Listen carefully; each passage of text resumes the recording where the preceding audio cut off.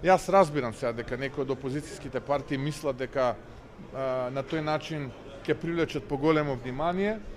ВМРО ДПМН како политичка партија и коалицијата која што ја предводи е секогаш подготвена и денеска е подготвена. Имаме избори локални следната година.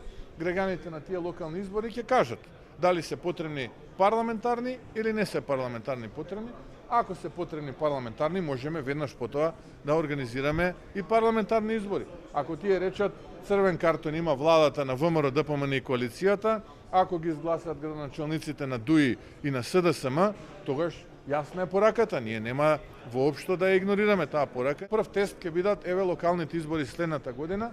Доколку коалицијата Левица, СДСМ, ДУИ ја победи владината коалиција, тогаш апсолутно ние немаме што тука да кажеме. Доколку ние победиме, очекуваме конечно да се завртат кон самите себе, да се реформираат со нови луѓе, со нови програмски идеи и да се најдеме на следните редовни парламентарни избори во 2028 година.